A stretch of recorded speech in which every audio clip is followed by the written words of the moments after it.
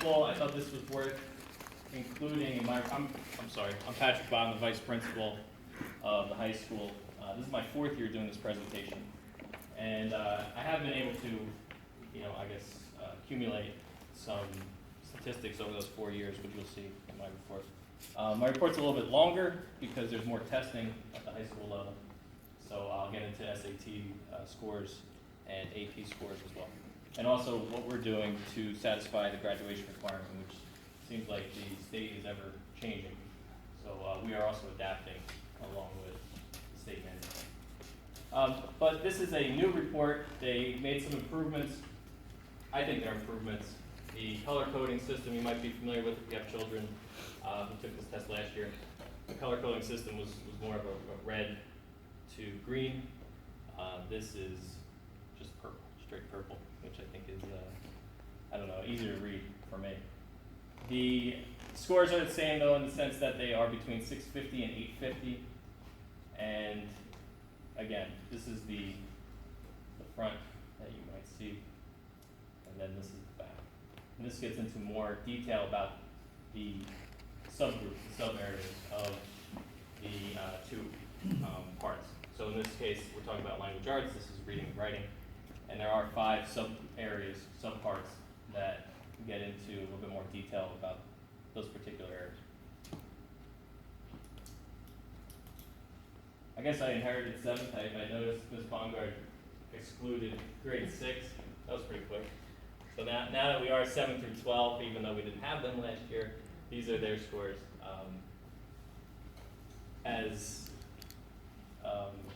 as it relates to the NJ average and the Park average. And they're very good. We gave you good kids. I'm taking them Yes, back. I'll take that cohort anyway. So you can see we did improve. This is language arts, obviously here. Language arts 7, language arts 8, math 7, and then math 8. Math 8 those are our current 9th graders. At the high school level, we do think of these things as a cohort, and our current 9th graders in Algebra 1, the students that fell under 700, they are now in Study Skills Algebra 1, which supports their full year algebra class. So Study Skills is a semester-long course. And that is to, like I said, that's to support whatever they might have missed as an 8th grader in pre-algebra. So you can see upward trend, generally what we're looking for. Here are the high school part scores. Again, these are our 9th graders right here. Language arts 9, algebra 1. I'd say 99% of our 10th graders take geometry, so they're here. And then our 11th graders, they take algebra 2. You can see our strength again is language arts 11. Thanks, Amanda. You were here last year too. So you can see we do have some work to do when it comes to pretty much the 9th grade going into the 10th grade cohort. Our current 10th grade. Again, same thing, Study Skills is offered 9th, 10th, 11th graders. If they fell below a certain point on their Park scores, they were recommended for those Study Skills courses just to support what they're doing in their regular 10th grade English, for example. They're in Study Skills 10, language arts. We do have 2 years, so we can see our 2-year progress here. The blue is last year's Park scores, and then the darker color is this year's. I think that this is pretty valuable, and as we accumulate our Park scores, we can sort of see a trend and see where we're going. Again, this is not as a cohort, so this blue right here, they are currently our 9th graders. But they're being compared, this right here is currently our 8th graders. Again, I mean, it depends on your theory about cohorts and how we read these things.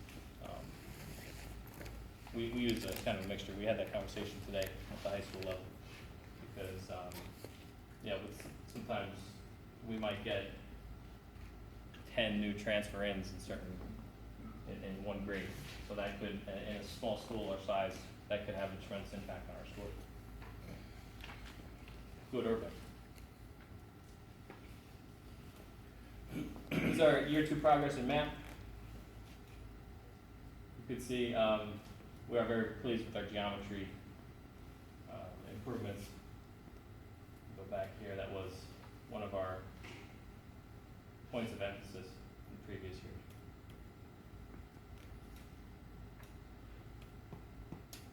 Any questions on the park scores up to this point?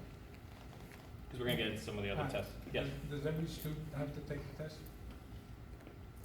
That's a debatable question. Do they have to? Yes. According to the law and NJDOE, yes, they do have to. Does this graph show any that, say, for instance, if he didn't take it, would it reduce the graph? No, that doesn't get factored in as a 0. Opt-outs Yeah. and the ones who might have refused to take it, which we did have less this year than last year, those scores are not factored in at all. Another question. If a student takes, as he's taking a park, if he doesn't answer a question, does that go against him or it doesn't count Yeah. like the SAT? That does go against you. Oh, it does go against It's not like the okay. SAT. All right, thank you. Yes. 2-year progress comparison, geometry, is it? Which one? Geo? It's geometry? Yes, Yeah. geometry. It said it was 740 in 2016, correct? Above 740. This one right here? Yes. This is right here. Okay, but that's a 725. This was not the 2-year, that was 1 year. Yeah, I understand that. But 2016, that's 2016, correct? This yellow, this one right here? Yes. So that's 725, but in comparison, it comes out to 740, a little over 740. Where are we? You're on the other way. Last 2-year progress math. Go back, Next one. This one? One more. right there. So, Good catch. There it says 2-year progress. I'll get you the exact number. Are there any others that you want to see? Huh? Excuse me?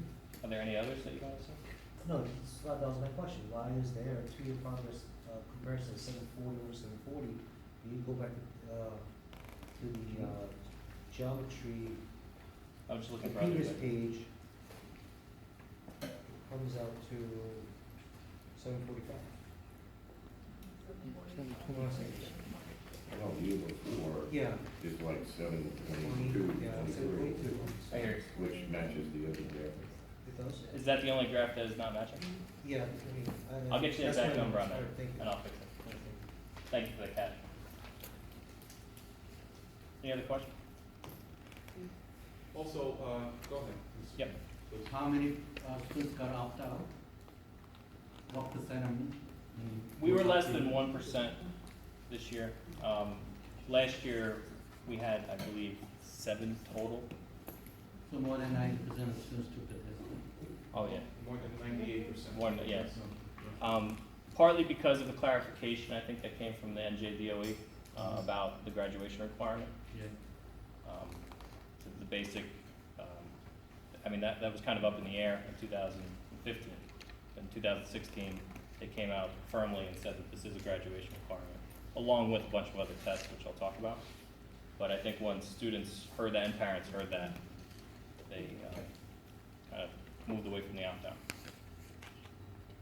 So compared to the language, math in general is pretty low in terms of average, right? Compared to the New Jersey average. I would say yes.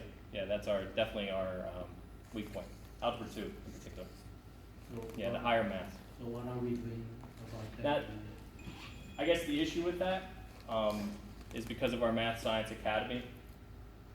In the 8th grade, we start, I'd say, 10 to 15% of our kids in that track. Tested area. So Yeah. they may be tested much earlier than, technically an Algebra 2 would be considered an 11th grade course. Yeah. But if you're in the Math and Science Academy, you'll see Algebra 2 very likely in the 8th grade, maybe 9th at the latest. So again, it's not a true reflection of their grade level versus where the kid falls when they schedule Alexandra, you still in the academy? I was never in the. Oh, you're not in the academy, I'm sorry. No. So Algebra 2, for example, though, because I know you're one of our higher achievers. Talk to me, when did you take Algebra 2? Freshman year. Freshman year. So there's my rationale, whether she's in the academy or not, it works. So what ends up happening though is that as, Sophomore. okay, sorry. Thank you. Is that as you go through, you're taking pre-calculus as a sophomore, and then you're taking calculus as a junior, and calculus, and then second level calculus as a senior. So what I think is, I mean, you know, everybody's open to interpretation of these numbers, but I think we pull a lot of our better math students from these courses that are tested. They don't even take a test. Once they hit pre-calculus, some of these kids as a sophomore, they don't take any test, any park testing. So they're And exempt. they very likely have fulfilled a graduation requirement much earlier than any of this would mandate at this point. Well, that's only for the so-called smarter students, right? Well, the academy students, Yeah, sure. but then what do we do for the not so much? Sure, so I think this year, and the administrators will attest, I made an administrative initiative that we were going to place a very major emphasis on the mathematics district-wide. We've had a couple of meetings, I think evidenced by professional development, what we've offered. You know, without excluding or trying to retract our English language arts, which have always been, again, very, very good. A major focus is placed on mathematics. And again, I think by way of, even at the elementary level, looking at the basic skills, looking at some of our programs offered very early on, I think it's hitting the ground running from, I think we started in August, right, with our meetings. Joe, just to say one thing in your favor, I mean, your average score isn't far off from the state average score. And when it comes to algebra 2 and geometry, these are subjects that 3 years ago weren't tested. There were no geometry or algebra 2 state tests. So we're actually kind of in uncharted waters when we're looking at what these tests are really looking for, and the students when they take these tests. I mean, it's these two tests alone stand to pretty much ruin a lot of scores. I mean, across the board, students do badly on the geometry and algebra 2 tests, and schools are trying to catch up and become better at these tested subjects. Well, our superintendent told us that geometry and algebra 2 get affected by these science school students, right? Sure. But algebra 1, which is the more basic of all the math, Yes. that's the one that does not get affected, but still is lower than the outside average as well as the state averages. So that's the reason why I asked you. But you answered me that. It's a very good question. It's something that, again, I think, now that we have 2 years of data, I think, you know, it's hard to compare park versus nothing. But when now, like the chart that Mr. Buck presented, we have park versus park. And I know they are different students as we see annually. We can really break down now the data that we have been provided with and look at our strong points and build upon them. And then the areas that need more attention, I will go on record and say we are offering them. Well, traditionally, it's always been the opposite. There's, Lindbergh has excelled in math, Yeah. and we have excelled in English language arts, and it seems Yeah. like there's a flip happening, There's a flip. just with the introduction of Park. So, I think the trend that will go on record statewide Yeah. and park, you know, consortium, whatever is left of it, what we're seeing, we're in the norm. We are not out of the, you know, an outlier here. What we're seeing is across the board, something consistent with other states that are being assessed. Again, maybe the test itself might be an issue. I'm not saying it is, but all factors have to be looked at. Do you think that according to the graph, that math 8 is doing something got to do with algebra 1? Because that to know the more of algebra 1, we have to have a stronger math 8. But I can see that our math 8 is weaker compared to math 7, Correct.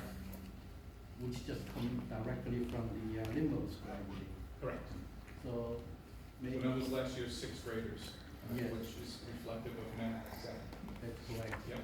So I believe that we worry a little lesser in terms of students who's coming from the limbo school, but we might have some emphasis on the, who is taking math 8 Correct.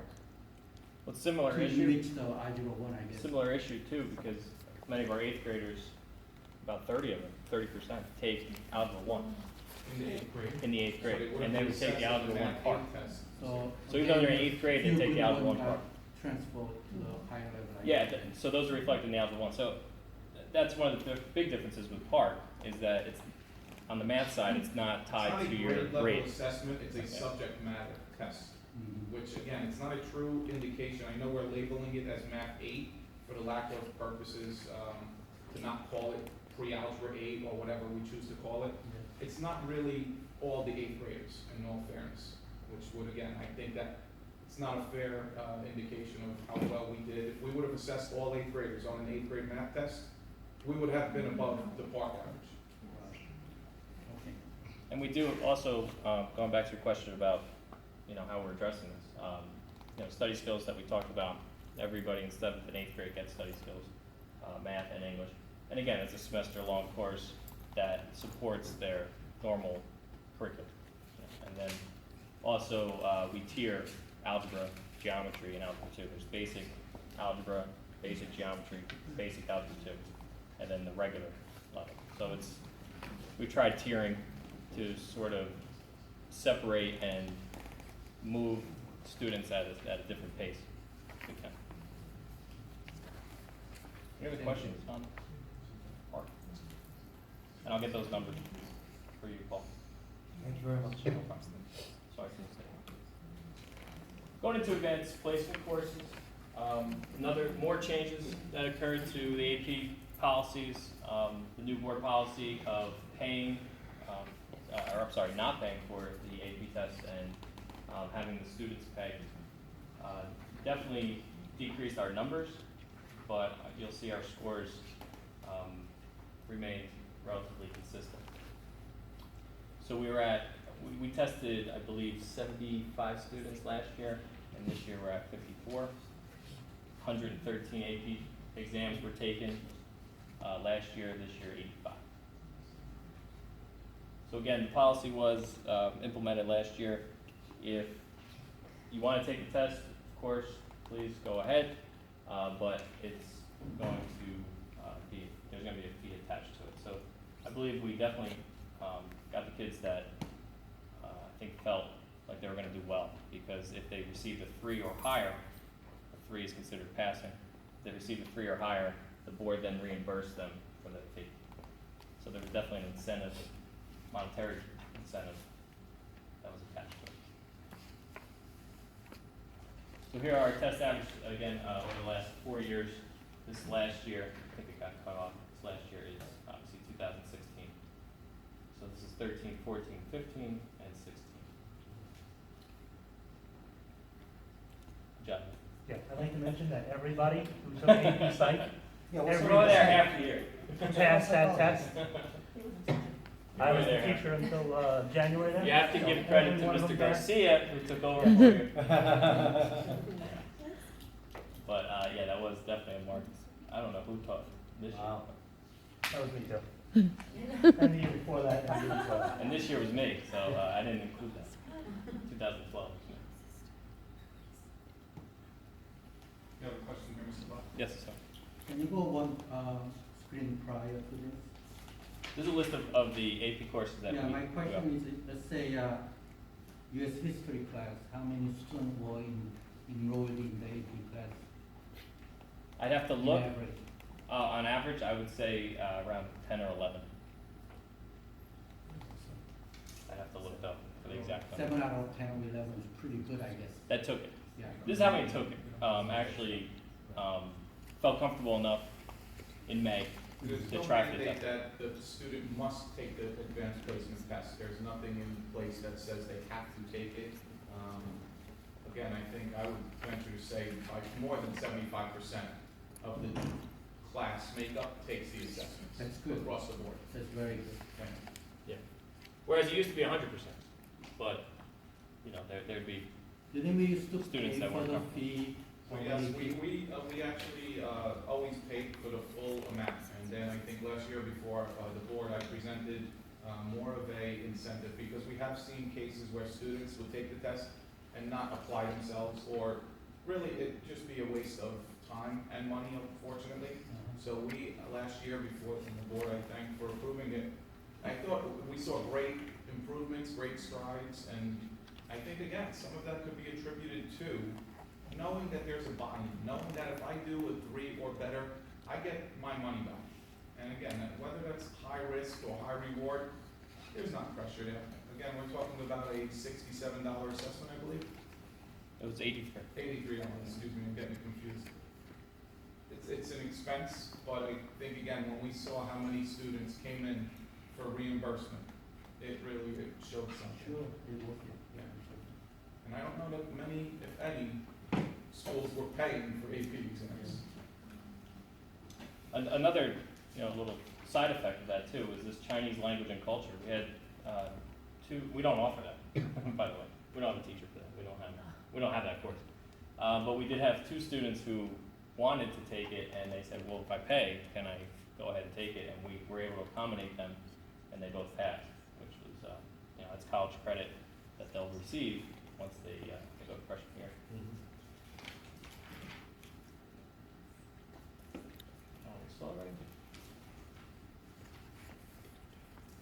Going back to the park math scores, if you look at these, our calcs, our stats, they're all very strong. They always are. And I think that does have an effect on the park, because some of those students aren't ever taking the park. They're just taking it 8th grade, and then next thing you know, they're in pre-calculus. So I think it does have an effect. I don't know the significance of it, but it's definitely worth exploring. Well, it's unfair to say this, but still, smart students is a smart students, but we really should pay attention to the one that who is actually taking it, because when other people evaluate our system, our education system, one of the things is they are looking for pass result. Right. And they're not gonna listen that we have a separate group and it's smarter. So we have to do something about the people who is not succeeding. Definitely agree. Going into our sciences here, we have bio, environmental science, physics, and then our world languages. Any questions on these before we move on to SAT? SAT has been a focal point. One thing that we do as a district is we do offer the SATs every opportunity that that is offered. We have it in-house in Palisades Park to make it that much more convenient for our students. And we have seen, you can see an uptick in the number of actual test takers. So that's the first step, getting them to the test. Again, this is old, the SAT switched their format in March of 2016. So this is a mixture actually of old scores and new scores. The old scores include the writing, and in the newer format, the writing is optional. 1550 is our college and career ready number that is given to us by the NJDOE. That's a number that we were striving for, and we pretty much smashed last year, which I'm pretty proud of. Yes, Yeah, in average, how many students, seniors do we have? Let's just say they have to take a How many seniors would take the SATs on average? I would probably say, again, in their senior year, because many of them take it junior year. Okay, then how many junior students do we have? Juniors, the junior class this year might be about 120, Juniors are tiny actually, we're at Oh, 98. it's a small number? 90, yeah. Okay. I just wanna figure out how many percent actually take The it. duplexes have only hit the 4th grade. So once we get to the 5th grade, we're in trouble. That's the 160s. Oh, this is bigger? Sorry. Mr. Madison should remember a slide from last year. We had somebody 2380 last year, which perfect score was 2400. We didn't have anybody else, but we did. He's at Princeton. And again, just the general trend upward since 2014, this is 14, 15, 16. Again, these are our college-bound students. These are the ones who are going out, paying for the test, coming out on a Saturday to take the test, and they're focused on their future. Okay. Any questions? No?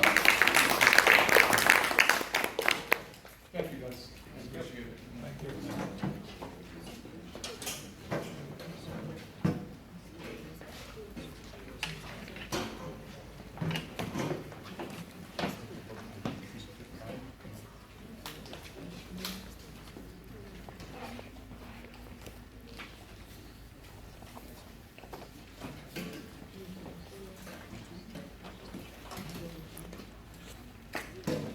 Is the report of the superintendent complete? Complete. I do need a closed session for a couple of HIB cases, and formal action may be taken at the conclusion. Okay. Report of the board attorney, I also need closed session. report of the committees. Finance, Mr. Matisich. Before you, you have 12 resolutions. I had the privilege of going through them this afternoon, and I move on a consent agenda. Do I hear a second? I'll second it. Any discussion? I just want to congratulate Andrew Garcia on getting his master's degree. Anything further? Roll call? Ms. Alvarez? Yes. Mr. Paul Kim? Yes. Mr. Donovan? Yes. Ms. Wang? Yes. Mr. Jason Kim? Mr. Matisich? Yes. Mr. Rotundo? Yes. Mr. Wood? Yes. Buildings and ground, Mr. Donovan. Yes, before you, you have one resolution from the Girl Scouts requesting to use Lindbergh School. I recommend the board that we approve. And I so Do I hear a second? I'll second. Any discussion? Roll call? Ms. Alvarez? Yes. Mr. Paul Kim? Yes. Howard Donovan? yes. Connie Wang? Yes. Jason Kim? Yes. John Matisich? Yes. Andrew Rotundo? Yes. Jeffrey Wood? Yes. Personnel, Mr. Wu. You have before you 12 resolutions. Please note a correction on number 7. The first name should state Cheryl Manzella for the ECC. And with that, I make a motion that we approve all 12. Do I hear a second? I'll second it. Any discussion? Just want to mention that I'm sorry to see Michael Morisi leaving. He was a friend of me before I left, and I do wish him luck wherever he's going, but I am sad to see that he's leaving. I just have one quick question on number 6. These two that you're recommending are new hires? Excuse me. Yeah, I'm looking at the same thing. They are new employees to the district this year, so they are both in the science department, and they will be co-advisors of the 9th grade class. There was no one else interested in that? There was one other applicant. I think it's imperative as we try to keep some of our younger, talented educators to spread the wealth. It's not easy to replace science teachers. I will go on record and say that. Anything further? Roll call? Ms. Alvarez? Yes. Mr. Paul Kim? Yes. Mr. Donovan? Yes. Ms. Wang? Yes. Mr. Jason Kim? Yes. Mr. Matisich? Yes. Mr. Rotundo? Yes. Mr. Wood? Yes. Curriculum, Mr. Jason Kim. I have nothing to report this time. Negotiations, Mr. Paul Kim. Yes, thank you. There's 2 negotiations on the table. Obviously, it's the teacher's negotiation and the custodial. Let's start with the custodial. As we, committee met around 5:30 today. Both parties feel it was very productive and we're moving forward. And concerning the teacher's negotiation, I prepared a short statement. We, the negotiation committee, would like to make it clear that we do have an offer on the table. Our offer is a maximum amount prepared by our budget. We feel that our offer is above the state and county average for teachers' contract salary increase. Teachers' contract settlements that cover the 2016 and 2017 school year have increased slightly from 2.54% this time last year to to 2.63% according to the NJSBA. We have offered for the teacher contract representatives to discuss other viable scenarios with our new business administrator. If the teachers' negotiation team has other viable solution that will benefit both parties, or who wants to meet with the board negotiation committee for any other reason, the board negotiation committee will meet without prejudice. We are proactively available for negotiations. Currently, the committee and teachers' union reps are waiting for mediation. And correct me if I'm wrong, but we have the meeting for the media to participate scheduled for November 20. It's not finalized. Was not finalized, yes. Okay, so that's about it. Thank you. PTA, PTSA student activities. Oh, sorry, policy. Sorry, Mr. Rotundo. All right, ladies and gentlemen, you have a book in front of you, all right, a novel, and I have one more piece of paper to hand out to all of you. We are doing second readings of the policies that are at the beginning. We are also doing first readings on several policies, and we have a policy now on recycling old technology, which I'll be handing out to you now. I'm not going to read it. I'll give you guys time to look it over. It was emailed out to you guys earlier. If you have any questions, I'm more than happy to answer any of them, but they are standard straight policies that are handed down to us from the state. Yes.